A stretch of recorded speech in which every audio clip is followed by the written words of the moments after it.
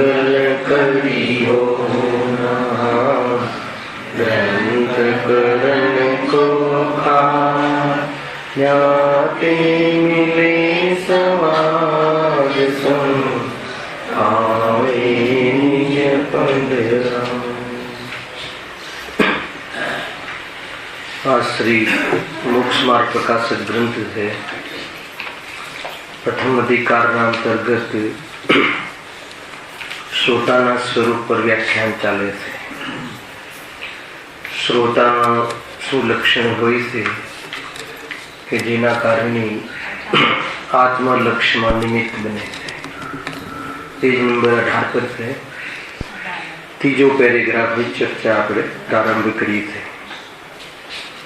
वड़ी श्रोताना विशेष लक्षणों आ प्रमाणे पण छे। सामान्य लक्षण की चर्चा घणा व्याख्यान में थई गई। गई काले रिविजन में पण एनी चर्चा करी थी। हवे कहे थे कि जे विशेष श्रोता छे, जे जैन धर्मना एवा श्रोता छे के जे दरेक मर्म हृदयंगम करीने अनुभूति वधारे छे। स्वरूप में डूबवारूप कार्य जेनु व्यवस्थितपणे थई रह्युं छे एवा पण श्रोता होय छे। अहींया सुधी ए श्रोतानी चर्चा आवी ए आत्मानुभूति वाळा श्रोता नहोता लीधा। आत्मानुभूति योग्यता वाळा एवी पात्रता पाकी गई से एवा जीवनी चर्चा तो थई गई। तो हवे जे श्रोता एटले विशेष श्रोतानी चर्चा छे के जे वितरागतानो विकास करी रह्या छे, जे विशेष मूल पद से आत्मानुं सिद्ध पद से एना तरफ प्रयाण करी रह्या छे एवा जीन वचनना श्रोतानी चर्चा छे। जो वड़ी श्रोताना विशेष लक्षणों आ प्रमाणे छे। जेने कंईक व्याकरण न्यायादिकनु व महान जैन शास्त्रनु ज्ञान होय तो श्रोतापणु विशेष शोभे। काई संपूर्ण व्याकरण जाणવું પડે એમ વાત નથી, હોય તો વિશેષ શોભે એની ચર્ચા છે। જે વિશેષ શ્રોતા છે એમને ન્યાય વ્યાકરણ આદિનું વિશેષ જ્ઞાન હોય છે। આગળ કહે છે વળી એવો હોવા છતાં પણ जो तेने आत्मज्ञान न होय तो उपदेशनो मर्म समझी सके नहीं। એટલે એવી કોઈ શરત નથી મૂકી કે આત્મજ્ઞાની હોય એ જ શ્રોતા હોય, એમ નથી। આગળના શ્રોતાઓની ચર્ચા તો થઈ ચૂકી। આ એક और વિશેષતા આવી કે જો શ્રોતા આત્મજ્ઞાની હોય है ना तो विशेष बात है, तुरंत मर्म समझे एनी चर्चा है। अहींया काले आपणे चर्चा अहींया સુધી કરી હતી। ગણાજીને એમ થતું હશે કે જો શ્રોતા આત્મજ્ઞાની હોય તો પછી સાંભળવાની શું જરૂર છે। તો જે પ્રારંભિક અવસ્થા છે ત્યાં તો જીન વચનનું શ્રવણ અનિવાર્ય છે, પરંતુ જેને આત્મજ્ઞાન થઈ ચૂક્યું છે, पूर्ण स्थिरता नहीं, एवा जीवोने पण आत्मज्ञान की पूर्णता माटे एकमात्र जीन वचन ज निमित्त बने छे। पुरुषार्थ पण एक ज कोटीनो छे। एकाग्रता में अंतर मात्र छे। कोई आत्मदर्शननो कोई अलग पुरुषार्थ होय अने चारित्र माटे कोई अलग पुरुषार्थ होय, अर्थात पूर्णता करवा माटे कोई अलग पुरुषार्थ होय एम नहीं। पुरुषार्थ तो एक ज प्रकारनो छे। स्वपरना वेद विज्ञान पूर्वक शुद्धात्मानी अनुभूति मात्र एक सिवाय बीजो कोई उपाय के बीजो कोई पुरुषार्थ अन्य कोटीनो नहीं होतो। पुरुषार्थ में कमजोरी अने पुरुषार्थ में विशेष पुरुषार्थ आवे एमां अंतर जरूर पड़े छे। परंतु कोई चारित्र माटे मिराजने चारित्रनो स्वरूप लीनता माटे कोई विशेष अलग प्रकारनो कोई पुरुषार्थ करवू पड़तुं हशे एवुं कांई नथी। ख्याल करवा जेवुं छे। અને ઘણી જગ્યાએ વાત ચાલે છે કે ભાઈ શ્રદ્ધામાં તો અલગ પુરુષાર્થ અને ચારિત્ર્યમાં કોઈ અલગ પુરુષાર્થ, એવું કઈ છે નહીં. સ્વરૂપનો આશ્રય એકમાત્ર, ચાહે કાલ કોઈ હોય કે ચાહે અવસ્થા કોઈ પણ હોય, ચાહે દિવ્યંશ હોય ચાહે મનુષ્ય હોય, મનુષ્યમાં પણ ચાહે શ્રેણીમાં હોય કે ચાહે મુનિવસ્થા કે સાત્વી હોય કે ચાહે શ્રાવકપણે હોય, પણ સ્વરૂપનો સ્વાદ માટે તો એકમાત્ર સ્વરૂપમાં લીન થવું એ જ ઉપાય છે. એટલા માટે જ્યાં સુધી સ્વરૂપની સ્થિરતા પૂર્ણ થતી નથી ત્યાં સુધી આત્મજ્ઞાની પણ શું કહે છે, જીન વચનના સંપર્કમાં આવે છે.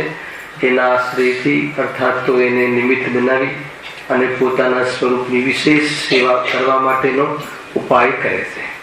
એટલે એમ નથી કે ભાઈ આત્મજ્ઞાન થઈ ગયું હોય તો પછી એને સાંભળવું ન જોઈએ, એમ નહીં.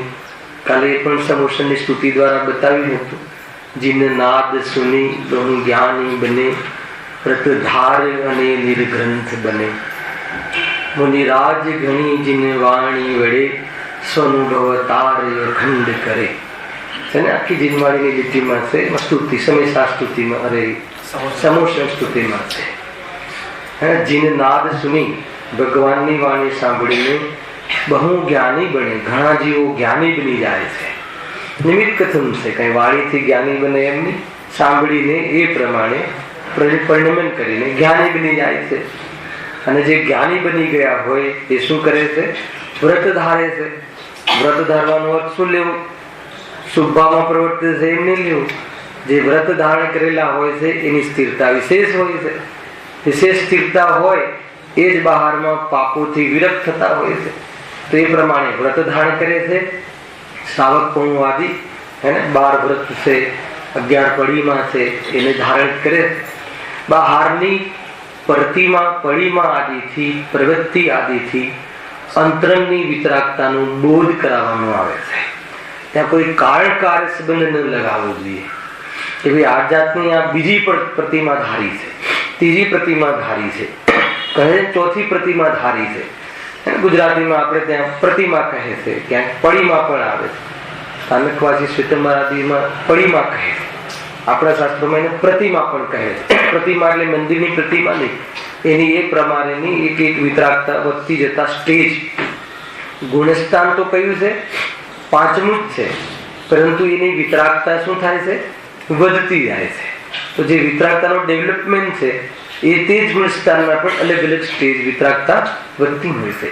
તો કહે છે કે ત્યાં શું કરે છે, જે સમ્યક દૃષ્ટિઓ સમુષણમાં પહોંચે છે અર્થાત તો સમ્યક દૃષ્ટિ જીવ હોય છે એ વ્રતનો પુરુષાર્થ કરે છે, અર્થાત તો વિશેષ સ્થિરતાનો પુરુષાર્થ કરે છે. જે વ્રતધારી છે, જે અણુવ્રતધારી છે એ શું કરે છે, નિર્ગ્રંથ બનવાનો પુરુષાર્થ કરે છે. અર્થાત તો 3 ચોકડી કસાયનો અભાવની વિતરાગતાનો પુરુષાર્થ કરે છે, વિશેષ સ્થિરતા થવાનો પુરુષાર્થ કરે છે. શાના આધાર ઉપર, જીન વચન સાંભળી અને એ સંબંધી વાચ્યને વિશેષ ઉપાદેયપણે કરી, અર્થાત તો ઉપાદેય શક્તિ વધારી, સ્વગે શક્તિ વધારી. સમજો, શ્રદ્ધા એકવાર થઈ ગઈ હોવા છતાં પણ વિશેષ પરમ અવઘાટ શ્રદ્ધાના કરવાના યોગી, અર્થાત તો એવો પુરુષાર્થ વિશેષ ઉપાધિ બુદ્ધિ સ્વરૂપમાં વધારવા અર્થે, સ્વગે શક્તિ વધારવા અર્થે, જે પણ કોઈ રાગ આવે તે કોટીનો રાગ આવે ત્યાં આ રાગ અને આત્મા જુદા છે. આ જે રાગ આદિ જે પરિણામ આવ્યા છે એ તાત્કાલિક યોગ્યતા છે. એનું કરતાપણું એની યોગ્યતામાં પ્રગટ થયું છે. એના અનુસાર દુઃખ આદિ જે ભોગતાપણું છે આત્માની યોગ્યતામાં પ્રગટ થયું છે. છતાં એનાથી કોઈ આત્માના અતિન્દ્રિય સુખનું પ્રયોજન સિદ્ધ થતું નથી. એનાથી કોઈ આત્માનો સ્વભાવ સમજો, એનાથી કોઈ આત્માનો સ્વભાવનો અભાવ પણ થતો નથી અને આત્માના સ્વભાવમાં સહાયક પણ નથી. એવો ભાન હોવાના કારણે ધર્માત્મા જ્ઞાની ત્યાં એ પરિણામના સાક્ષી ભાવને વધારતા, એ પણાના સ્વગે શક્તિને વધારતા, એ પણાને પરિણતિને વધારતા, પૃષ્ઠ કરતા ક્ષણિક યોગ્યતાઓનું લક્ષ્ય છોડીને સ્વરૂપમાં ડૂબે છે અને નિર્ગ્રંથ બનવાનો પુરુષાર્થ કરે છે. ખ્યાલ આવે કે નહીં? કેમ કે વાત શું આવી, શ્રોતાની વાત છે. આ કયા શ્રોતા છે? સમોષણમાં એવા શ્રોતાની વાત આવી કે ભાઈ સમ્યક દ્રષ્ટિ પહોંચે તો શું કરે? તો આ રીતે વિરક્ત થાય. તો પ્રોસેસ શું છે? હે ને, ભગવાનની વાણી સાંભળવાનો જે ભાવ આવ્યો છે, આજે આવ્યો ને આજના બોલમાં, ભગવાનની વાણીમાં ચૈતન્યની વાત આવે ખરી, પણ પૂરા ચૈતન્યને કહી શકે એવું સામર્થ્ય વાણીનું નથી. તેમાં ભગવાનનું અનાદર છે, વાણીનું અનાદર છે કે સ્વરૂપનું વાસ્તવમાં સામર્થ્ય બતાવે છે. ખ્યાલ આવે કે નહીં? આપણને એમ લાગે ભગવાનની વાણી પણ કહી ના શકે, તો ભગવાનને વાણી હોતી નથી. ભગવાનને અર્થાત અર્યંત દ્રવ્યને અનુસરીને થતી વાણી ચમત્કાર, બાહ્ય જે ચમત્કાર છે એમાં પણ ચૈતન્ય વિશે યુગપદ, સમજો, ચૈતન્યના અનંત ધર્મ યુગપદ કહી શકાય એવું સામર્થ્ય વાણીમાં નથી. એવો આત્માનો ધર્મ છે. અને આત્માનો કયો ધર્મ છે ખબર છે તમને? અવક્તવ્ય નામનો આત્મામાં એક ધર્મ છે. એને આત્મા વિશે શું ન કહી શકાય? યુગપદ સર્વ ધર્મને ન કહી શકાય. બીજું, આત્માના અનુભવનું વર્ણન ન કરી શકાય. આજના બોલમાં એમ હતું, આત્માને સ્વાનુભવ વડે સ્વાદ ચાખી શકાય, પણ આત્માનો સ્વાનુભવ, આત્માનો સ્વાદ વાણી દ્વારા ન ચાખી શકાય એવો આત્માનો સ્વભાવ છે, એવો આત્માનું સામર્થ્ય છે. ત્યાં વાણીની કમજોરી પણ નથી બતાવી. ખ્યાલ આવે છે કે નહીં? તો આવું ભાન હોય છે જ્ઞાની ધર્માત્માઓને.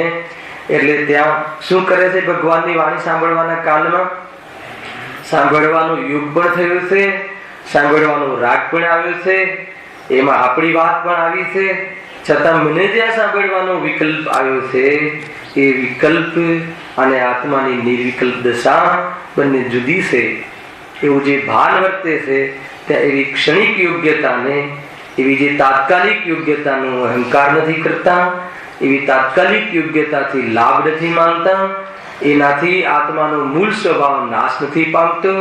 પર્યાયમાં એ પ્રમાણેના ઉપયોગમાં આવવાના કાલમાં સ્વભાવથી વંચિત રહેવાય છે ઉપયોગરૂપ, એનું પણ એમને ઘટક હોય છે. એક એક વસ્તુ બરાબર સમજો કેવી રીતે એ પ્રમાણે શું કરે છે. હે ને, મતલબ એ જીન નાદ સુનીને એ જે વ્રતધારી હોય છે એ નિર્ગ્રંથપણાને કેવી રીતે પ્રાપ્ત થાય છે, ત્યાંને ત્યાં કેવી રીતે વાળ ઉખાડીને કેસલોચ કરવાની પ્રવૃત્તિ આવી જાય છે, કેવી રીતે ત્યાં ત્રણ ચોકડી કસાયના ભાવની વિતરાગતા પ્રગટ થાય છે. એમને ભાવ આવે છે ખરો, પરંતુ શું કરે છે? આ રીતે એની જે યોગ્યતા પ્રગટ થઈ છે, કઈ યોગ્યતા પ્રગટ થઈ છે? ભગવાનની વાણી સાંભળવાના રાગની તાત્કાલિક યોગ્યતા થઈ છે. એ ત્રૈકાલિક આત્માનો ધર્મ નથી, એક સમયની યોગ્યતા છે. એનાથી થઈ છે, પણ મને સ્વીકાર કરે છે. એ ગઈકાલનો બોલ ભાવ આવ્યો છે, પણ ચૈતન્યને આગળ રાખે છે, એના તળ પરથી દ્રષ્ટિ હટતી નથી. ખ્યાલ આવ્યો? પરણમનને ઓરથી રાગ થયો છે સ્વીકાર કરે છે, પણ વસ્તુમાં નથી એવી જે દ્રષ્ટિ થઈ છે એ દ્રષ્ટિને આગળ કરે છે, ચૈતન્યને મુખ્ય કરે છે, સ્વગે શક્તિ વધારે છે, આત્માની ઉપાધિ દ્રષ્ટિને ઓર દ્રઢ કરે છે. આ રીતે એમની આ અલગ યોગ્યતા છે. એ વખતે સાક્ષી ભાવની યોગ્યતા, એ વખતે આ સાક્ષીપણાની જે યોગ્યતા છે, જે યોગ્યતાનો વિકાસ સાદી અનંત કાલ થવા વાળો છે, એ યોગ્યતા નવી પ્રગટ થઈ છે અને પૂર્ણ સાક્ષી ભાવ પ્રગટ થવાનો છે. ક્યારે થાય પૂર્ણ સાક્ષી ભાવ? શ્રોતાપણું મટી જાય અને પૂર્ણ તીર્થંકર હોય તો વક્તાપણું આવે, તીર્થંકર ન હોય તો વક્તાપણાની પણ ઉપાધિ નથી. પરણમનની અપેક્ષા તો ત્યાં ભાવ તો છે જ નહીં. અજંત પરમાત્મા, તીર્થંકર પરમાત્માનો બોલવાનો ભાવ તો છે નહીં, પરંતુ એવી બહારના જે ચમત્કાર છે, પૂદગલના દેવરૂપ ચમત્કાર છે, એવા ચમત્કારમાં વાણી એમના શરીરમાંથી ઓમકાર ધ્વનિ કરે છે. આ રીતે આગળ વધે છે. શું કરે છે? નિર્ગ્રંથ અર્થાત તો વ્રતધારી જીવો ત્યાં શું કરે છે? વાત ક્યાંથી આવી? શ્રોતાની વાત ચાલે છે, શ્રોતાના વાતમાં વિશેષ શ્રોતાની નો પ્રસંગ ચાલે છે. આગળના જે સામાન્ય શ્રોતાની ચર્ચા થઈ ચૂકી. શ્રોતા એટલે બહુ મોટી વાત છે, બહુ સમય થઈ ગયો ને, પાછું 15 દિવસનો ગેપ પડી ગયો. કયા શ્રોતાની વાત છે? ભોગ બંધન કથા સાંભળવા વાળા શ્રોતાની વાત છે. કે જેને અનંત દુઃખ દૂર કરવા હે ને દૂર કરવાની તૈયારી થઈ છે, જેને અંદરમાં બહારના જે રાગાદી પ્રસંગો એ સંબંધી વાત સાંભળવાનો ભાવ તૂટી ગયો છે, જેને હવે સુખી થવાનો માર્ગની શોધ થઈ છે, એવા તો જે નવીન શ્રોતાની ચર્ચા તો થઈ ચૂકી. આ તો વિશેષ શ્રોતાની વાત છે. વિશેષ શ્રોતા કેવા હોય છે કે તાત્કાલિક એમ હે ને ગુરુદેવ તો ઘણી વાર કહે કે 100 ઇન્દ્રોની વચ્ચે હે ને અર્થાત તો ત્યાં ઇન્દ્ર પણ આવે, ચક્રવર્તી પણ આવે અને ગલુડિયાની જેમ સાંભળે હે ને. ત્યાં ગણધર દેવ પણ એટલી તત્પરતાથી સાંભળે, સાંભળીને તાત્કાલિક અંદર જેવું ભગવાને કહ્યું એવું અનુભવન કરીને વિશેષ પુરુષાર્થ ન ઉપડે તો ભગવાનની વાણી પાછી નિમિત્તપણે સાંભળવામાં જોવા મળે. તો આ રીતે જે જ્ઞાની ધર્માત્મા જે છે, જો એ લીટી લખીને શું કહે છે, માટે આત્મજ્ઞાન વડે ફરીથી વળી એવો હોવા છતાં પણ જો તેને આત્મજ્ઞાન ન હોય તો ઉપદેશનો મર્મ સમજી શકે નહીં. એ લીટીનો અર્થ કરીએ છીએ હે ને. તો આપણને શું વિકલ્પ થાય? અને જે આત્મજ્ઞાની થઈ ગયો છે તો એને વળી આ વાત સાંભળવાની શું જરૂર છે? તો કે એમ નથી. પ્રારંભિક અવસ્થામાં ભલે કહ્યું કે આત્મજ્ઞાની ન હોય એને પણ આત્મજ્ઞાન માટે જીનવાણી દેશના લબ્ધિ નિમિત્ત બને છે હે ને. પરંતુ જેને આત્મજ્ઞાન થઈ ગયું છે એ પણ મેં પૂરી પ્રોસેસ બતાવી ને અશોકભાઈ, શું બતાવી? એમને પણ ત્યાં કયો રાગ છે, સમોષણમાં કયો રાગ આવે? ત્યાં સમોષણની સ્તુતિ યાદ કરી આપણે. સમોષણમાં જે શ્રાવક આદિ પહોંચે છે તે સમ્યક દ્રષ્ટિઓ પણ પહોંચે છે. સમ્યક દ્રષ્ટિ વ્રતની અર્થાત તો વિશેષ વિરક્ત થાય તો શાનાથી વિરક્ત થતા હશે? જે પણ કોઈ વર્તમાન ભાવના સાક્ષી બને અને જે એમને એ નિર્વિકલ્પ દિશામાં પ્રમાણ જ્ઞાન ખુલ્યું છે, એક ઉઘાડરૂપ જ્ઞાન ખીલ્યું છે, એમાં જેટલી ખોટ છે એ ખોટનું એમને જ્ઞાન છે એને કે આવી મારી હજી એને તાત્કાલિક યોગ્યતા પ્રગટ થઈ છે અને યોગ્યતા સાથે શું નથી કરતા? સંબંધ નથી રાખતા. કેમ નથી રાખતા? કેમ કે આત્મ સ્વભાવમાં નથી. દ્રષ્ટિના વિષયમાં અર્થાત તો ગુણ અને પર્યાયની ઓરથી, ગુણ અને દ્રવ્યની ઓરથી જોવે તો દ્રવ્યમાં એવો કોઈ શક્તિ જ નથી કે જે રાગને કરે. કમજોરીવશ આવેલા રાગને સ્વભાવથી જુદો જાણતા, એવી યોગ્યતાથી કોઈ કામના ન રાખતા, એવી યોગ્યતાથી કોઈ લાભ ન માનતા, એવી યોગ્યતાથી સ્વભાવનો ક્યારે પણ મૂળ સ્વભાવનો અભાવ નથી થયો, એ રીતે અંદરમાં નિશ્ચિંત અને નિર્ભય રહેતા અને વર્તમાન પર્યાયમાં પરિણમનની અપેક્ષાએ થતા રાગમાં આટલી પ્રાપ્તિમાં ખોટ છે એવું બરાબર યથાર્થ ધ્યાન કરીને એવી યોગ્યતા સાથે અહંકાર, મિલન, સમીપતા ને ન વર્તતા સ્વરૂપની સ્વગેય શક્તિ અર્થાત તો આ પરગેય છે એ જેમાં જાણવામાં આવ્યું એ સ્વગેય છે, એવી સ્વગેય શક્તિ વધારતા, આત્માના અસ્તિત્વનું સેવન કરતા પોતાની સ્વરૂપની ત્યાં શું અસ્તિત્વ આવ્યું? અસ્તિત્વ કઈ રીતે ખ્યાલ આવ્યું અપૂર્વ? કે એ જે રાગ છે અને એ રાગને પોતાના સ્વભાવમાં ન સ્વીકાર્યો એટલે પરગે. પણ આવું ક્યાં થયું? આવું કોની સત્તામાં થયું? તો જ્ઞાનની સત્તામાં. તો એ હું છું એવું જે પ્રતીતિ છે એની સ્વગેય શક્તિ વધારતા, એમાં ઉપાદેય બુદ્ધિ ઓર દ્રઢ થતા એ જે યોગ્યતાઓ છે એ યોગ્યતાઓ જે તાત્કાલિક યોગ્યતા જે છે રાગની નાશ થવાના ક્રમમાં ગોઠવાય છે અને સ્વરૂપને વિશેષ સેવન કરતા શું થાય છે? એ નિર્ગ્રંથ બને છે. ખ્યાલ આવે કે નહીં? તો વ્રતધારી પણ આત્મજ્ઞાન થઈ ગયા પછી, વ્રત ધાર્યા પછી પણ નિર્ગ્રંથના પુરુષાર્થમાં શું કરે છે? આ રીતે પોતાના ધારણ કરેલા ધર્મમાં યોગ્યતા વધતી જતી હોય છે એને જાણે છે. આખું સ્વરૂપ આ રીતે છે. પછી મુનિરાજ શું કરે છે? મુનિરાજ તો આત્મજ્ઞાની છે, વિતરાગી છે, હર અંતર્મુહૂર્તમાં સ્વરૂપનું દોહન કરે છે, છતાં પણ ખંડિત થાય છે. કઈ રીતે ખંડિત થાય છે? ઉપયોગ રૂપથી ખંડિત થાય છે. છઠ્ઠામાં આવે છે ભગવાનની વાણી સંબંધી લક્ષ્ય થાય છે હે ને. ભગવાનની વાણી સંબંધી લક્ષ્ય કેમ થાય છે? ભગવાનની વાણી ખરે છે એટલે થાય છે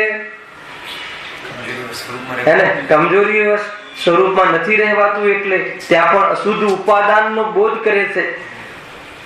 અને હજુ એક છે હજુ એક એનો કન્સેપ્ટ છે. કેમ આવે છે તો કહે છે કે શુભનો કાલ છે. સમજો, બહુ ઊંચી વાત છે. પહેલામાં શું કહ્યું, બંને કન્સેપ્ટ ક્લિયર હોય છે એમના, કે ભાઈ ભગવાનના કારણે ભજવાનો ભાવ આવ્યો છે એમ નહીં, કમજોરી વશ સ્વરૂપમાં નથી રહેવાતું એટલે હું અહીંયા જોવા મળ્યું છું. નિમિત્તથી દૃષ્ટિ એમને હંમેશા તૂટેલી હોય છે.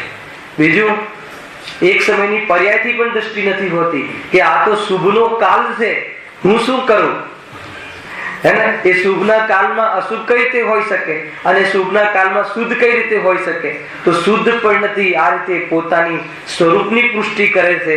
તો શુભનો કાલમાં રહેવા યોગ્ય ઉપયોગ રહેતો નથી અને શુદ્ધોપયોગના કાલમાં સ્વરૂપનું સેવન મુનિરાજ કરે છે. પરંતુ હવે એવું અંદર બહાર થવાનું જે કમજોરી છે એને પણ નાથવા માટે વિશેષ પુરુષાર્થ કરીને શું કરે છે, સ્વાનુભવ તાર અખંડ કરે. હવે એ આજે ખંડિત થાય છે. કઈ રીતે ખંડિત થાય છે? યાદ રાખજો, ખંડિત કઈ રીતે થાય છે? શુદ્ધોપયોગ રૂપે ખંડિત થાય છે, પરિણતિ રૂપે નહીં. પરિણતિ તો જે ચોથી થી ચાલી છે તે ચાલી છે. ભાવ પલટાઈ ગયો હોય તો પણ પરિણતિ ચાલે છે. હે, શુદ્ધોપયોગ એટલે સ્વરૂપમાં લીનતા ન રહી ને. સ્વરૂપમાં બહાર આવે ને, ભગવાનની વાણી સાંભળવા આવ્યા તો શુભમાં આવ્યા કે ન આવ્યા? તો એ હા, તો શું ઉપયોગ રૂપથી કહ્યું ને, એટલે વારંવાર કહ્યું મેં, ઉપયોગ રૂપથી તો ખંડિત થયું ને. અત્યારે માન લો કે મુનિરાજ માન લો ભગવાનની વાણી સાંભળતા હોય ત્યારે ક્યાં ના હોય? બતાવો, તમને જ બતાવો. જયારે ભગવાનની વાણી સાંભળતા હોય, પ્રવચન સાર લખતા હોય, પ્રવચન સાર કહેતા હોય ત્યારે ક્યાં ના હોય? બતાવો, ક્યાં ના હોય? સ્વરૂપમાં ના હોય. તો કઈ રીતે ના હોય? ઉપયોગ રૂપથી ના હોય, શુદ્ધોપયોગ ના રહ્યો ને. પણ શું રહ્યું? એટલે બહુ વ્યાખ્યાનથી શુદ્ધ પરિણતિ ને શુદ્ધોપયોગ વિશે બહુ પ્રવચન કર્યા કે શુદ્ધ પરિણતિ તો રહે છે, શુદ્ધ પરિણતિ તો ચોથેથી રહે છે. ચોથેથી શું ભાવ પલટાઈ જાય તો પણ રહે છે. એને સ્થૂલ કથન છે. એ તો કોઈ કહેશે કે વમી પણ જાય ને, અત્યારે એ વાત આપણે કરવી નથી. હે ને, ગુરુદેવના શાસનમાં પડવાની વાત કરવી નથી. પડે છે એ કલ્યાણ યોગનો વિષય છે. સૌક્ષમ સમ્યક દ્રષ્ટિ હોય તો કોઈ પડી પણ શકે, બધા પડી જ જાય સમ્યક દર્શનથી, એમ નથી. અને ગુરુદેવ તો કહે કે ભાઈ એ પડવાની વાત શું કામ કરવી છે? આપણે તો ચઢવાની વાત કરવી છે ને, ઉપર ચડવાની વાત કરવી છે. કોઈનો પુરુષાર્થ કમજોર છે તો 2-5 ભાવ લાગી પણ જતા હોય, પણ પરિણતિ એને સળંગ ચાલુ હોય છે. એને ભાવના ભેદમાં પણ એ જે ભાવના ભેદ પડી જાય છે, આ ભાવ છૂટીને દેવના ભાવમાં જાય, પાછો દેવનો ભાવ છૂટીને મનુષ્યનો ભાવ આવે. પરંતુ એની જે પરિણતિ છે, શુદ્ધ પરિણતિ છે, જેટલી એની વિતરાગતા પ્રગટ થઈ ગઈ છે, મુખ્ય રૂપથી વિતરાગતાની ઓરથી પરિણતિની ચર્ચા શાસ્ત્રોમાં જોવા મળે છે. વિશેષ ચર્ચા આપણે ત્યાં થઈ પણ ચૂકી છે. છતાં એ પરિણતિના આધાર ઉપર એના બલ દ્વારા વર્તમાન શુભ ઉપયોગને જ્ઞેય બનાવી અને ઉપયોગ ત્યાંથી નિવૃત્ત થાય છે. ફરીથી પોતાના સ્વરૂપમાં લીનતારૂપ વૃત્તિ થાય છે. ફરીથી પાછું તૂટે છે, શુભ ઉપયોગમાં આવે છે. એવી જે કમજોર અવસ્થા મુનિરાજને ત્યાં હોય છે, મુનિરાજની અપેક્ષા કમજોર અવસ્થા ખ્યાલ આવે કે નહીં? શ્રેણીની અવસ્થા એમની પુરુષાર્થ જનિત છે. તો ત્યાં ફરીથી પુરુષાર્થ શુદ્ધોપયોગ રૂપ પુરુષાર્થ કરી અને ત્યાં ક્યાં જાય છે? આત્માનુભૂતિ કરે છે. વાસ્તવમાં ખરેખર તો પુરુષાર્થ તો સમ્યક દર્શન જ છે. ત્યાં તમારે 5 સમયમાં ભાઈ રંજનભાઈ ચાલી હતી ચર્ચા, ગુરુદેવના પ્રવચનમાં ઘણું છે. એક પુરુષાર્થ નહીં આવે છે, એક દૈવ નહીં આવે છે, એક 5 સમયમાં પુરુષાર્થ આવે છે. તો વાસ્તવમાં જો જે આત્માની સિદ્ધિ છે, આત્માની પ્રાપ્તિ છે, મુક્તિની પ્રાપ્તિ છે, એ યત્ન સાધ્ય છે કે અયત્ન સાધ્ય છે? ઘણા પ્રશ્નો છે. તો જે ત્યાં ડિસિઝન લેવાયું ને કે દેશના લબ્ધી 7 તત્વોના વિચારપૂર્વકનો યત્ન, એ ખરેખર ઉપચાર કથન છે. મોક્ષ માર્ગનું કથન છે, પણ એ ઉપચારિત કથન છે. એ તો પૂર્વમાં યત્ન હોય છે, એ પણ જ્ઞાનની પ્રવૃત્તિ રૂપ યત્ન. વાસ્તવમાં ગુરુદેવે કહ્યું છે કે પુરુષાર્થ તો સમ્યક દર્શન જ કહેવાય છે. સમ્યક દર્શન એ જ પુરુષાર્થ છે. સ્વરૂપમાં લીન રહેવું એ જ પુરુષાર્થ છે. રાગમાં 7 તત્વના વિચારમાં પણ ન જવું, 7 તત્વના વિચારમાં આવવું, એ તો આરોપિત પુરુષાર્થ છે, વાસ્તવિક પુરુષાર્થ નથી. એ તો કમજોરી છે જ્ઞાનીઓની. અને સ્વરૂપ અને અંદરમાં પક્ષ આવે, પેટનો પુરુષાર્થ, ગર્ભિત શુદ્ધતાને વાસ્તવમાં આરોપિત શુદ્ધતા કહી છે.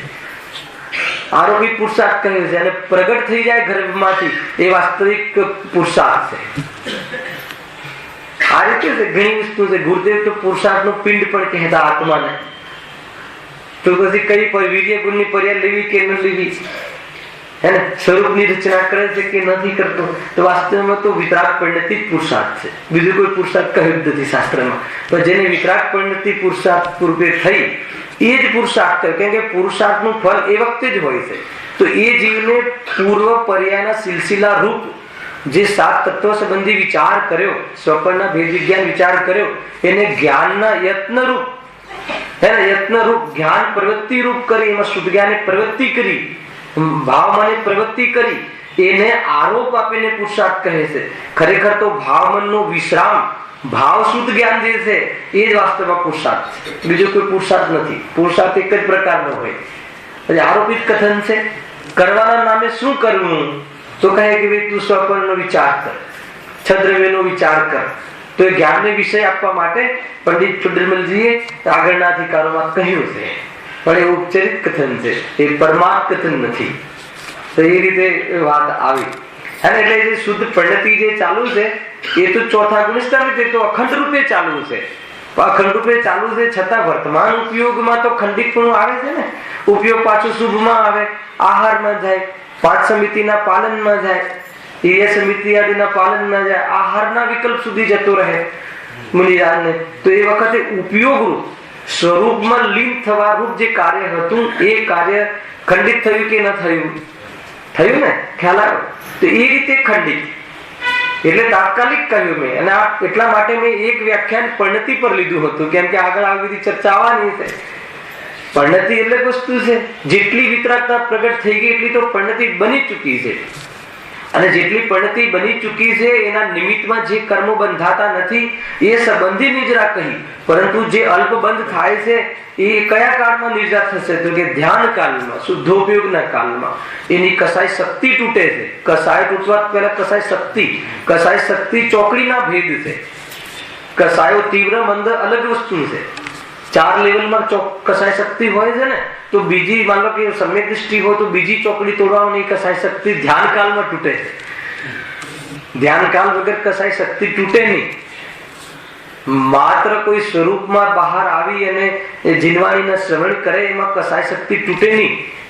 કસાય શક્તિ મંદ પડે, પણ જ્યારે સ્વરૂપમાં લીન થાય અને એકાગ્રતા એ કોટીની આવી જાય કે ત્યાંથી બીજી ચોકડી પ્રમાણની કસાય શક્તિનો ભાવ થઈ જાય, ત્યારે ત્રીજી ચોકડી પ્રમાણે કસાયો પછી એને ઉદ્ભવમાં રહે.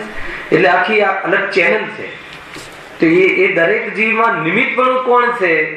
તો કે દેશના નિયમ છે, ભગવાનની વાણી હે ને. એ વાણી નિયમ એટલા માટે આ શ્રોતાપણું ક્યાં સુધી કહ્યું?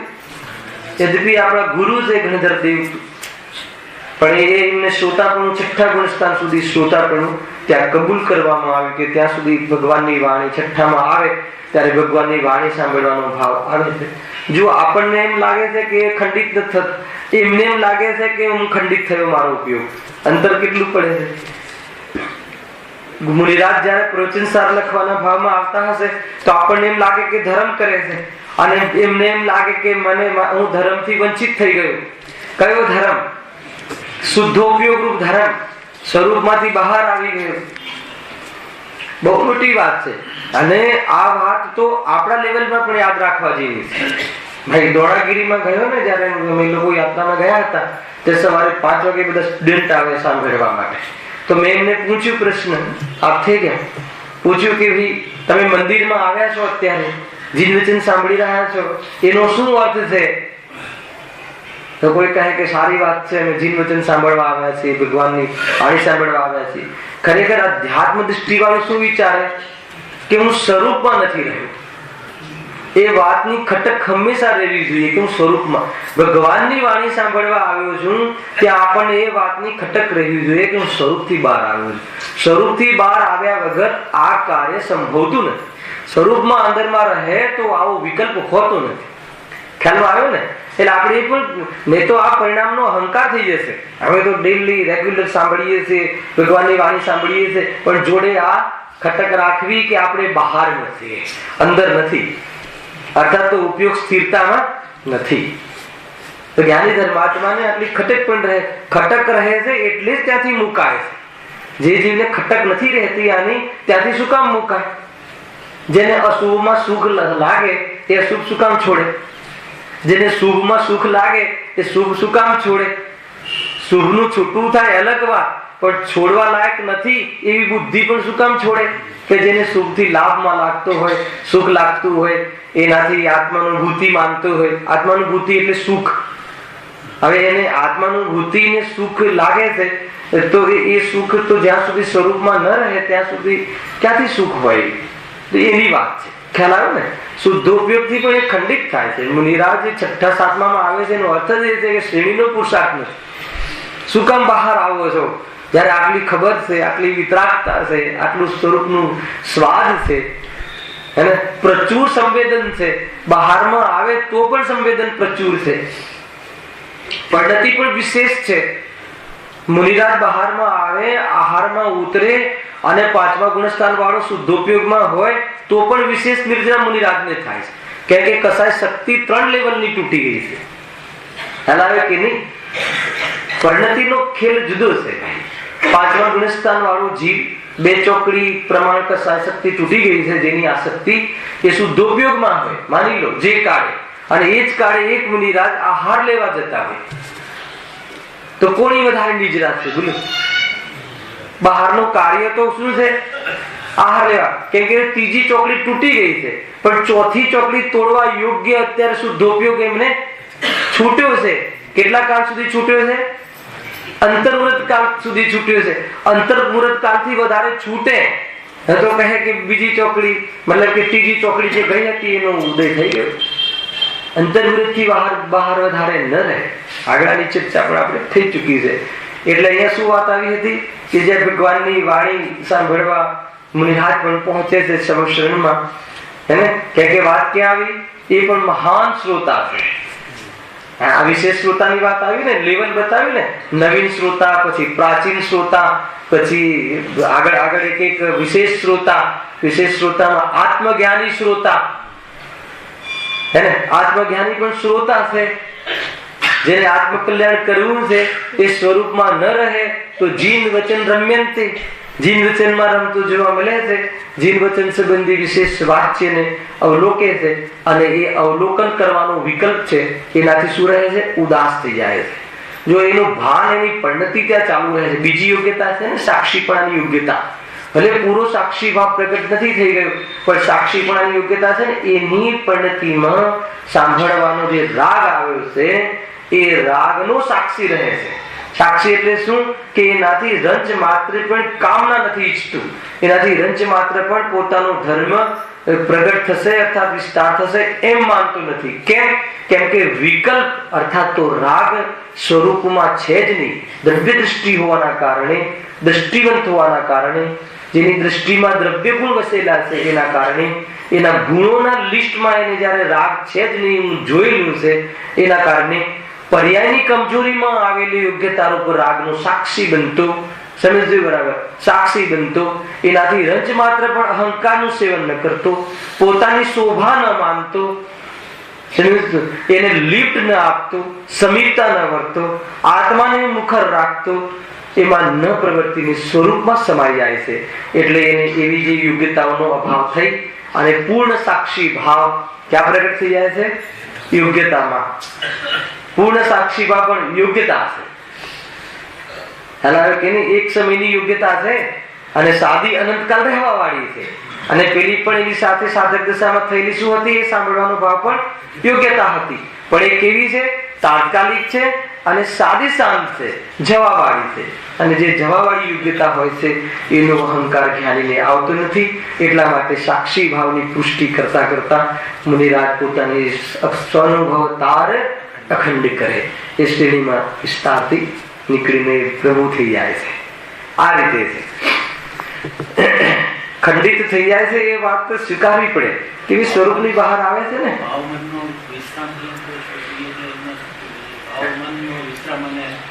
હા હા, ભાવ શુદ્ધ જ્ઞાન બહુ સરસ.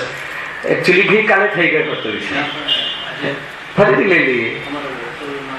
હા સાચી વાત. ગઈકાલનો કન્ટિન્યુટી છે. ભાઈનો પ્રશ્ન છે કે ભાવ મન નો વિશ્રામ, ભાવ મન અને ભાવ શ્રુત જ્ઞાન બંને શું છે હે ને? તો ભાવ મન અલગ છે અને ભાવ મન નું વિશ્રામ એ ભાવ શ્રુત જ્ઞાન છે. ભાવ મન એ જ્ઞાન છે, જ્ઞાનનો એ સ્તરનો ઉઘાડ હે ને, જ્ઞાનનો એ લેવલનો ઉઘાડ કે જાણવામાં આવતા પદાર્થો વિશે હિતહિતનો વિચાર કરી અને શ્રુત જ્ઞાન નિવૃત્ત થઈ શકે એવી જ્ઞાનની યોગ્યતા હે ને. 5 ઇન્દ્રિય ને છઠ્ઠું મન એ આપણી બહારની યોગ્યતા કહી ને. સમ્યક દર્શન માટે બહારની પાત્રતા શું કહી? સંઘની પંચેન્દ્રિય એ કહ્યું ને. તો સંઘની પંચેન્દ્રિય પણામાં 5 ઇન્દ્રિય અને છઠ્ઠું મન. તો 5 ઇન્દ્રિય દ્વારા જે મતિ જ્ઞાનનો વિષય કોણ બને છે? 5 ઇન્દ્રિયો દ્વારા પૂદગલ બને છે. એને તો મર્યાદામાં લાગી જાય છે, કેમ કે એનાથી તો આત્માનો કોઈ લાભ થતો જ નથી. પણ જે શુદ્ધ જ્ઞાન છે, મન અવલંબન વાળું શુદ્ધ જ્ઞાન જે છે એ ભાવ મન કહેવાય છે. આત્માની એ ક્વોલિટીનો જ્ઞાનનો ઉઘાડ, એ સ્તરના જ્ઞાનનો ઉઘાડ, એ લેવલના જ્ઞાનનો ઉઘાડ કે એના જ્ઞાનમાં મતિ જ્ઞાન દ્વારા જે જ્ઞાનના પદાર્થો અર્થાત તો બાહ્ય પદાર્થો વિષય બને છે, એ વિષય સાથે હિત અહિતનો વિચાર વિમર્શ કરી અને ભાવ શુદ્ધ જ્ઞાનમાં એક બીજી ક્વોલિટી પણ છે નિવૃત્તિની. ભાવ શુદ્ધ જ્ઞાન, પહેલા શુદ્ધ જ્ઞાનનો ભાવ મન રૂપ શુદ્ધ જ્ઞાન. એ શુદ્ધ જ્ઞાનમાં એક તો વિસ્તાર કરવાનો ગુણ છે. વિસ્તાર કરી, નિર્ણય કરી અને નિવૃત્ત થવાની પણ એક યોગ્યતા છે. કોનામાં? શુદ્ધ જ્ઞાનમાં. તો એ શુદ્ધ જ્ઞાન એ લેવલનું આપણા પાસે પ્રગટ થઈ ગયું. કીડીને પણ શુદ્ધ જ્ઞાન છે, આપણે પણ શુદ્ધ જ્ઞાન છે. શુદ્ધ જ્ઞાન મતિ શુદ્ધ જ્ઞાન તો બધા જ છદ્મસ્ત જીવને મતિ શુદ્ધ જ્ઞાન છે ને. પણ એ કીડીનું જે મતિ શુદ્ધ જ્ઞાન છે એ ઈષ્ટ અનિષ્ટ સંબંધી બોધ કરે છે પણ વિચાર નથી કરી શકતો. કીડીને પણ સાકરનો દાણો પડ્યો અને ફટકડીનો દાણો પડ્યો ભાઈ, તો સાકર તરફ એ કેમ જાય છે? એને તો વિચાર બુદ્ધિ તો છે જ નહીં, પણ એનામાં શુદ્ધ જ્ઞાન છે એટલું વિશેષ જ્ઞાન પદાર્થનું કરી લે છે. એ ખ્યાલ આવ્યો? હવે એ જે જ્ઞાન છે એ વિશેષ કરી લે છે. એ જે જ્ઞાન છે એ જ્ઞાન એટલો વિકાસ થઈ ગયો મન અવલંબન વાળું જ્ઞાન કે જે પદાર્થનો અર્થાત તો આત્માના સ્વરૂપનો વિચાર કરી શકે છે, હિતહિતનો વિચાર કરી શકે એવું જ્ઞાનનું લેવલ, ઉઘાડ રૂપ જ્ઞાનનું લેવલ, એને ભાવ મન કહે છે. ખ્યાલ આવ્યો? જ્ઞાનની ક્વોલિટી છે, જ્ઞાનની વિકાસવાળી ક્વોલિટી છે. હવે એ જે ક્વોલિટી છે એનો ઉપયોગ કરે કોના દ્વારા? જીનવાણીના માધ્યમથી, જીનવચનના માધ્યમથી એ જ્ઞાનની પ્રવૃત્તિ કરે, એ જ્ઞાનનો યત્ન કરે. કઈ રીતે યત્ન કરે? ભેદ જ્ઞાનનો યત્ન કરે, વિભાગનો યત્ન કરે. આ હિતકારી છે, આ હિતકારી છે, આશ્રય રૂપ ઉપાદેય છે અને આ પ્રગટ કરવા રૂપ ઉપાદેય છે. આ તીવ્ર કસાયમાં દુઃખ થાય છે, કસાય ન હોય એ સંબંધી તો દુઃખ નથી થતું, કસાય તો દુઃખરૂપ જ છે. આવા અનેક પ્રબળ યુક્તિ દ્વારા પોતાના જીવનના માધ્યમથી એને વસ્તુનો અર્થાત તો સુખ સ્વરૂપનો નિર્ણય કરે. એ ભાવમનનો આટલો રોલ છે. હવે એ ભાવ મન જ્યારે આ વિશેષ વિચાર કરે છે તો એ સંબંધી એનો પેટમાં જે ગર્ભિત શુદ્ધતા છે એમાં એનો પક્ષ બનતો જાય છે. પક્ષ બનતો જાય છે તો સમજવાનો જે વિકલ્પ છે, જે સમજવાનો જે વિકલ્પ છે એમાં જે જ્ઞાનનો વિસ્તાર કર્યો હતો શુદ્ધ જ્ઞાને, એનાથી પણ નિવૃત્ત થાય છે. એને ભાવ મનનો વિશ્રામ કહે છે. અર્થાત તો એ જ્ઞાનને, એ જ્ઞાન અંશને સમ્યક જ્ઞાન કહે છે. અર્થાત તો એને ભાવ શુદ્ધ જ્ઞાન કહે છે. તો શુદ્ધ જ્ઞાન ભાવરૂપ પરિણમિત થઈ ગયું. કયા ભાવરૂપ? સ્વભાવરૂપ, વિતરાગ ભાવરૂપ, નિર્વિકલ્પ રૂપ, નિવૃત્ત રૂપ, હે ને, સ્વભાવ સદૃશ્ય રૂપ. જેવું વસ્તુનું સ્વરૂપ છે એ રૂપ શું થઈ ગયું? પરિણમન થઈ ગયું. એવા જ્ઞાનને आत्मज्ञान कहे से. आत्मज्ञान ही ज्ञान है, शेष सभी अज्ञान ये आ ज्ञान. ख्याल आयो कि नहीं? ये भाव शुद्ध ज्ञान कहे છે. એટલે ભાવ શુદ્ધ જ્ઞાન કહે છે ને, મતિ શુદ્ધ જ્ઞાન. અને એ મતિ પૂર્વક થાય છે.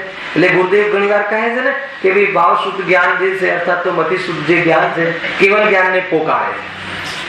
એટલે કેવલ જ્ઞાની જેવી રીતે કેવલ જ્ઞાનમાં અર્થાત તો સાધ્ય દશા દ્વારા આત્માનો સ્વાદ લેશે નિર્વિકલ્પપણે, બધું જાણવામાં આવવા છતાં. હે ને, કહે છે ને શું છે? સકલ જ્ઞાયક તદપી નિજાનંદ રસ લે. એવી જ ભાંતિ એને ભાવ શુદ્ધ જ્ઞાની પણ એ શુદ્ધ જ્ઞાન દ્વારા સંપૂર્ણ અર્થાત પદાર્થોને પરોક્ષ રૂપે જાણવાના આવવાના કાળમાં પણ નિવૃત્ત રહીને જાણવાના સ્વભાવને આત્માથી અભિન્ન કરતો પોતાના સ્વરૂપમાં સ્થિર રહે છે, રંચમાત્ર પણ પદાર્થોથી અપેક્ષા નથી રાખતો, એવી પરિણતિ રૂપે આયુષ્ય પ્રમાણ જીવન જીવતો હોય છે અને વિશેષ પુરુષાર્થ કરે તો નિર્વાણને પણ પ્રાપ્ત થઈ શકે છે. આ આખો રોલ અહીંયા છે. ખ્યાલ ના આવે તો ફરતી પૂછજો. આ બધા મહત્વપૂર્ણ બધા ટોપિકો છે. કઈ વાર આપણે અનુભૂતિના વિષયો વારંવાર આપણે અહીંયા લઈએ પણ છીએ. એટલે તમને કેમ કે આપણે ગઈકાલે આની સામાન્ય ચર્ચા તો થઈ હતી, પરંતુ આજે રવિવારે અમુક શ્રોતા બદલાય છે ને, એટલા માટે ફરીથી પણ એ વાત આપણે કરવી જોઈએ. ખ્યાલ આવી ગયો? ભાવ મન જ્ઞાન સાથે શ્રદ્ધા કઈ રીતે ત્યારે કામ કરે? જ્ઞાન સાથે શ્રદ્ધા કામ કરતી હતી. મેન શ્રદ્ધા કામ કરે. કાલે આ પણ વાત લીધી હતી આપણે. કાલે લીધી બેને પ્રશ્ન પૂછ્યો હતો. જ્ઞાનને બે રીતે રજૂઆત કરવામાં આવે છે. તમે યાદ કરો, તમને કાલનું યાદ કરો. જ્ઞાનને બે રીતે રજૂઆત કરવામાં આવે છે. એક તો ક્રિયાની ઓરથી જ્ઞાનનો સ્વીકાર કરવામાં આવે અને એક ફલની ઓરથી સ્વીકાર કરવામાં આવે છે. તો કહે છે કે જે જ્ઞાન પ્રતીતિ અને સ્થિરતામાં નિમિત્ત બને એને જ અમે તો જ્ઞાન કહીએ છીએ. યાદ આવી ગયું? અને એક બીજો કહ્યું હતું કે જે જ્ઞાન સુખમાં નિમિત્ત બને એને જ અમે તો જ્ઞાન કહીએ છીએ. ફલની ઓરથી સમ્યક જ્ઞાનનું નિરૂપણ અને પ્રવૃત્તિની ઓરથી સમ્યક જ્ઞાનનું નિરૂપણ. માત્ર જાણકારી રૂપ જ્ઞાન કે નયાત્મક વિકલ્પ રૂપ યત્નરૂપ જ્ઞાન નો મોક્ષ માર્ગમાં પરિણતિમાં મુક્તિનો અંશ જાગૃત ન થાય તો એની કોઈ કિંમત નથી. ખ્યાલ આવી ગયું ને? એ રીતે છે. તો કયા જ્ઞાનની વાત છે અહીંયા? બે રીતે જ્ઞાનની નિરૂપણ વાત કહી ને. કઈ રીતે કહી? અગર જો ક્રિયાની ઓરથી લેવી હોય તો ક્રિયાભ્યામ જ્ઞાન, ક્રિયાભ્યામ મોક્ષ. તો કઈ ક્રિયા લીધી? પ્રતીતિ પૂર્વક મોક્ષ માર્ગમાં પૂરેપૂરો રોલ શ્રદ્ધાનો અને ચારિત્ર્યનો છે. જ્ઞાન તો વિષય માત્ર આપે છે. જ્ઞાન તો સમ્યક અર્થ, જ્ઞાન તો હંમેશા નિર્મલ જ રહે છે. જ્ઞાનમાં સમ્યકપણું, મિથ્યાપણું શ્રદ્ધાની ઓરથી કહેવાય છે. એ તો ખ્યાલ છે ને? જ્ઞાન તો બહિરંગ સાધન છે. મૂળ એ જ્ઞાન પ્રમાણે પ્રતીતિ થાય, નિમિત્ત બને. જ્યારે જેમ કે હવે ભાવ મન લીધું, ભાવમનનો વિસ્તાર થયો. ભાવમને વિસ્તાર કરે ને, ભાવમન એટલે જ્ઞાનની યોગ્યતા, એને જીનવાઈના માધ્યમથી પ્રબળ યુક્તિ દ્વારા પોતાના જીવનમાં એને વિસ્તાર કર્યો તો એને જ્ઞાનનો પક્ષ આવતો રહ્યો. એ શું છે? જ્ઞાનમાં સ્વરૂપનો પક્ષ આવતો રહ્યો. એ શું છે? એ પેટની શ્રદ્ધા છે. પક્ષ આવો પરિણમન નથી, હજુ પ્રગટ પરિણમન પણ નહીં. સુખ તો કસાયમાં છે જ નહીં. એવો જે ટોન આવે છે એ ટોન શ્રદ્ધાની ઓળખી છે. જ્ઞાને તો એને વિષય આપ્યો, જ્ઞાનને વિષય આપ્યો, શ્રદ્ધા એમાં પોતાનો એ તરફનો પક્ષ બનાવતી રહે છે. જ્યારે એ ફૂટે છે અર્થાત તો સામાયિકના કાળમાં શુદ્ધોપયોગ થાય છે, ત્યારે પ્રતીતિ અને સ્થિરતા થઈ. એનું નામ જ વાસ્તવમાં સમ્યક જ્ઞાન છે. એક તો આ કહ્યું, એના વગર એને જ્ઞાન જ નથી કહેતા. એના મેં કાલે 10 નામ આપ્યા કમસે કમ. આ પ્રક્રિયા વગરનું જે જ્ઞાન છે ને, ઇન્દ્રિય જ્ઞાન કહેવાય છે, બહિરંગ જ્ઞાન કહે છે, ઉપલબ્ધ જ્ઞાન કહે છે, ઉપરી જ્ઞાન કહે છે, જાણકારી વાળું જ્ઞાન કહે છે, વિકલ્પાત્મક જ્ઞાન કહે છે, નયાત્મક જ્ઞાન કહે છે, શાસ્ત્ર જ્ઞાન કહે છે, શાસ્ત્રના અવલંબનથી થતું જ્ઞાન કહે છે, આત્મા અવલંબન વાળું જ્ઞાન નથી. આટલી બધી વાત કાલે આપણે વિસ્તારથી કરી. હા હા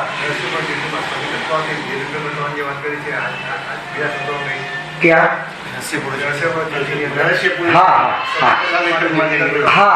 आज बात रहस्यपूर्ण चिट्ठी नो ज आ टेस्ट છે. રહસ્યપૂર્ણ ચિઠ્ઠી પછી વાત કરી છે પંડિતજી, એ જ વાત છે. એ તો આગળ એટલે નામ પણ આપ્યું છે કે આ રહસ્યનો શ્રોતા છે. આમાં લખ્યું પણ છે આ જે શ્રોતા છે રહસ્યનો શ્રોતા છે. રહસ્ય ખ્યાલ આવી ગયો, સાંભળવા આવ્યો છે તો પણ ખ્યાલ આવી ગયો કે સાંભળવાથી લાભ નથી. એવી એ રહસ્યને ખ્યાલ છે.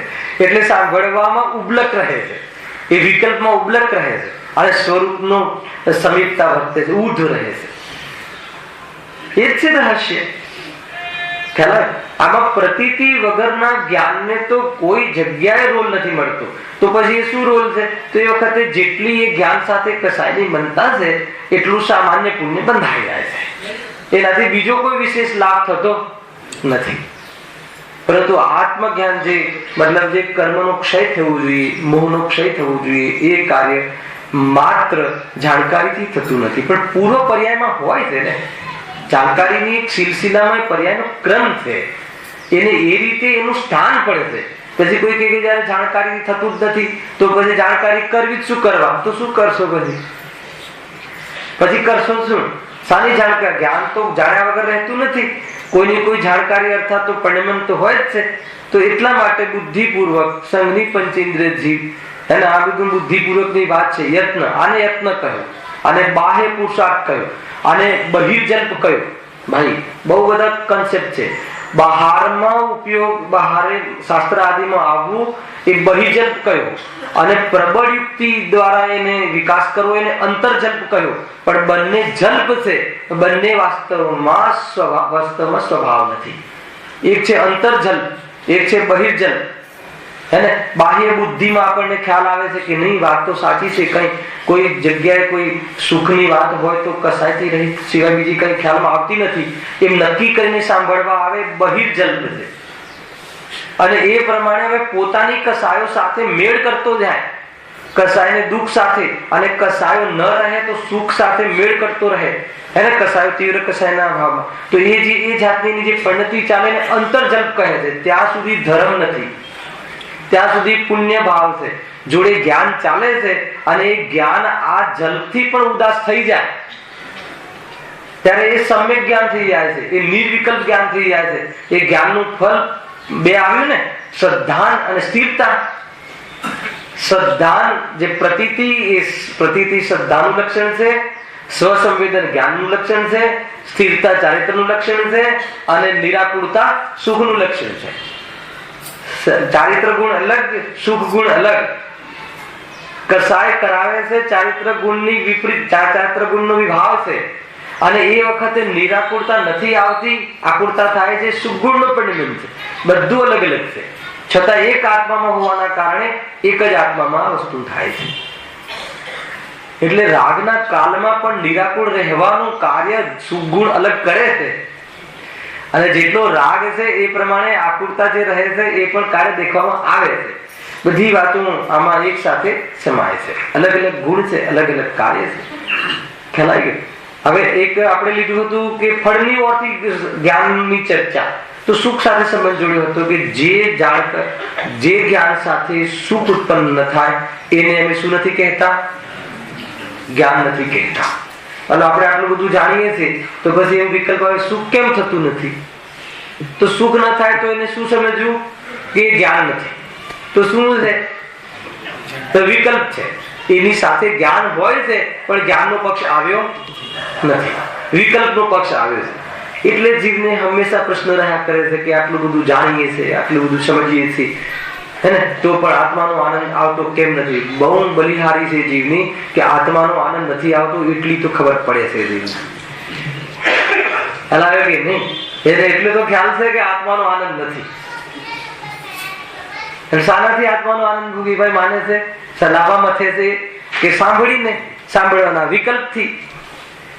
તો એને જ્ઞાન એ બાહરી જ્ઞાન છે, એને પરાવલંબન જ્ઞાન છે, એને તત્વોનું જ્ઞાન છે. આત્મ તત્વનું જ્ઞાન જુદી વાત છે. એકાંત જે કરવામાં આવે છે, સમ્યક એકાંત, આત્મ તત્વનું જ્ઞાન અલગ છે. એના પૂર્વે આ બધું હોય છે એ એટલા માટે આ એક સંસ્કાર નહીં છે, એક અસંસ્કાર નહીં છે. ઘણી યોગ્યતાઓ બને છે. જીનવાણી સાંભળીને એ પ્રમાણે ચાલવાની યોગ્યતા આત્મામાં છે, એટલે જીનવાણી સાંભળવાના અવસરો કરવામાં આવ્યા. પણ જીનવાણીથી આત્માની યોગ્યતા પ્રગટ થાય છે એમ નથી. એવી અનેક વસ્તુઓ તમે નૈતિક પ્રકરણોમાં યોગ્યતાઓમાં તમે સમજી શકો છો. ખ્યાલ આવી ગયો ને? એ રીતે જો હા, ફરીથી આખો પેરેગ્રાફ વાંચું એટલે વિષય તમારો બીજેના વિષય એનો જ છે. વળી શ્રોતાના વિશેષ લક્ષણો આ પ્રમાણે પણ છે કે જેને કંઈક વ્યાકરણ આદિકનું આ મહાન જી શાસ્ત્રોનું, જૈન શાસ્ત્રોનું જ્ઞાન હોય તો શ્રોતા ઘણું વિશેષ શોભે. વળી એવો હોવા છતાં પણ જો તેને આત્મજ્ઞાન ન હોય તો ઉપદેશનો મર્મ સમજી શકે નહીં. એટલો ખ્યાલ આવ્યો આપણે અહીંયા. એટલે આત્મજ્ઞાની પણ હે ને શાસ્ત્ર સાંભળે છે. આપણે એ વાતને પ્રૂવ કરી. કેમ સાંભળે છે? કેમ સાંભળે છે? કે એ સ્થિર થવામાં નિમિત્ત બને છે.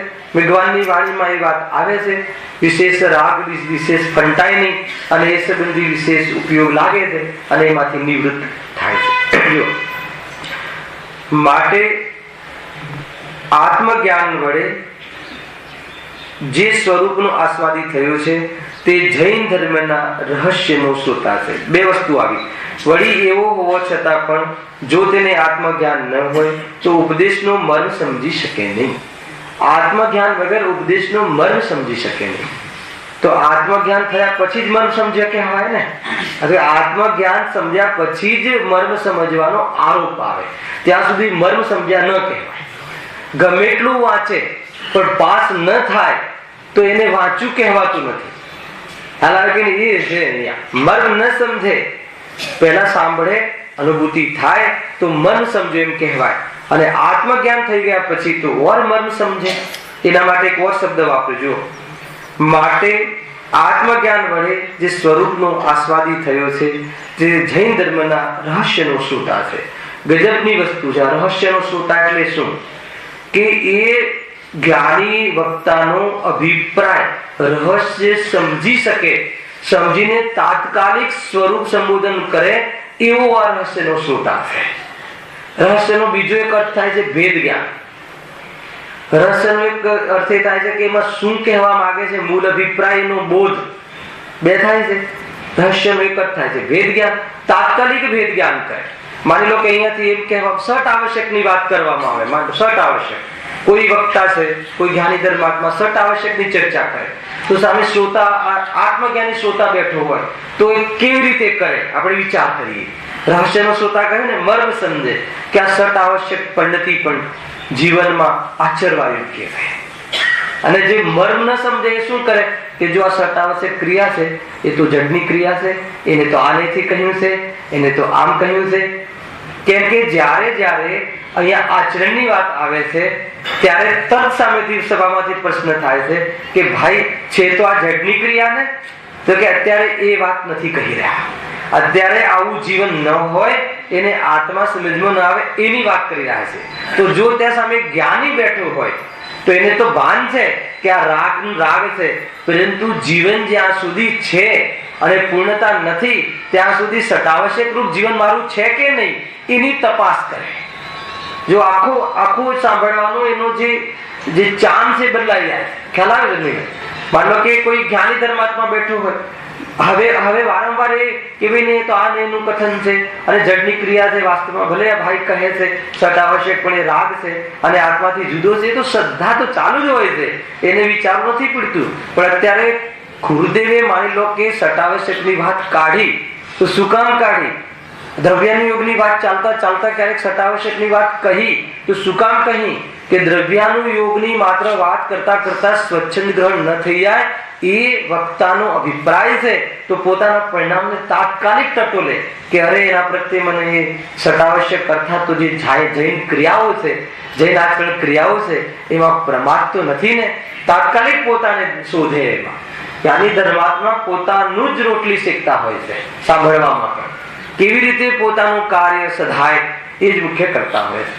આત્માની વાત આવે તો એ પણ એ રીતે સમજે કે હું એટલી જળ પ્રવૃત્તિઓનો આસીન તો નથી થઈ ગયો ને. આજે ગુરુદેવે વિશેષ વાત કહી હે ને, ચાલતી હોય શ્રાવક ધર્મ પ્રકાશ અને વાત વારંવાર શ્રાવક ધર્મ પ્રકાશની વાત કરતા કરતા કહી દે કે આ બધા વ્રતાદિના ભાવ આવે ખરા પણ બંધનું કારણ છે તો પોતાને ટટોલે. એને બધી ખબર છે કયા નહીં છે શું છે, પણ તરત મર્મ સમજી લે કે અહીંયા કેમ આપણને સતર્ક કરાવે ગુરુદેવે. તો તરત વિચારે કે ક્યાંક હેને આત્માની વાત આટલી સાંભળી, અરે આ સાવક ધર્મની વાત સાંભળતા સાંભળતા એમાં મને મતલબ કે રસ પડી નથી ગયો ને. બહારમાં વ્રતાદિથી બહારમાં મહંતતા વ્રત કરે ને સામાન્ય બહારમાં એને લોકો બહુ ઊંચી દ્રષ્ટિ જોવે છે તો તરત જ પોતાને એમ. એટલે આત્મજ્ઞાની જે સાંભળતો હોય છે એ પોતાના પ્રયોગમાં સાંભળતો હોય છે. તો આમ કેમ આપણી સભામાં તાત્કાલિક પ્રશ્ન આવે છે કે જયારે વાત કરીએ દહીંની વાત કરીએ કે કઈ પણ વાત આવે તો બરાબર છે પણ આ તો જડની ક્રિયા છે ને. જડની ક્રિયા કહીને તમારે શું કહેવું છે? આ તો ચાલે અને આત્મજ્ઞાની થઈ જવાશે એમ કહેવું છે? એટલા માટે જડની ક્રિયા નથી કહી. અરે તું કાલે દહીંની વાત આવી હતી ને, થોડું ચરણાનું યુગને કાટ પોઈન્ટ કહીએ છીએ તો કે ભાઈ એવી કોઈ વાત આવે તો આવી અપવિત્રતા આપણે ન હોવી જોઈએ. એટલા માટે તો અને આવી અપવિત્રતા તારા જીવનમાં ન હોય તો એનો અહંકાર ન કરતો, કેમ કે છે જડની ક્રિયા. એટલા માટે કહેવામાં આવે છે. જડની ક્રિયા કહી અને એમાં એ રીતે છે નહીં. કાલે દહીંની વાત પણ આવી હતી ને, દ્વિદળની, તો એમાં પછી પાછળથી પ્રશ્ન આવ્યા હતા કે ગરમ કરીને તો લેવાય કે ન લેવાય. એટલે કે ગરમ કરીને પણ એ જે કાષ્ટ ને કાષ્ટ બંને પદાર્થોના સંયોગથી દ્વિદળ થાય છે. દહીં અને છાશ તો જેમાંથી દાળ બનતી હોય, અકાષ્ટ પદાર્થ જે અનાજની દાળો થતી હોય, અને જે ભાજીઓમાં આવેલા બીજોની દાળો થતી હોય, એ બધી અકાષ્ટ દ્વિદળ છે. દાળ એટલે બે ફાળ. અને જે માની લો કે જે ડ્રાયફ્રૂટ આદિ જે છે એની જે કાષ્ટ કહેવાય છે. ફળોના બીજ છે એને કાષ્ટ કહેવાય છે. એની જે દાળ બને, એના જે બે ફાળ થાય, એને દહીં અને છાશ બહુ જબરજસ્ત એ ખટાશ સાથે બેક્ટેરિયાની ઉત્પત્તિ લાળ ભળવાથી પંચેન્દ્રિયોની ઉત્પત્તિ થાય છે. એમ સમજો, દહીં વડામાં આપણી લાળ ભળવાથી પછી એમાં ગરમ કરીને કઈ બધું એક્સક્યુઝ ન કરવું. અને એટલી આસક્તિ પણ શું, કદાચ વિશેષ ખ્યાલ ન હોય તો આનાથી આટલું થાય છે, પછી એટલી આસક્તિ રાખવા જેવી નથી. ઘણા એક બે બેનનો પ્રશ્ન હતો કે પછી આ રીતે લેવાય કે ન લેવાય. લેતા હોય તો પછી એટલી આસક્તિ છોડી દેવી જોઈએ. જે વાતની ખબર ન હોય અને એ વાતની એ તો છોડી દેવું જોઈએ. આ બધું શું છે? જડની ક્રિયા. જે આવું કરતો હોય એને અહંકાર કરવાની જરૂર નથી.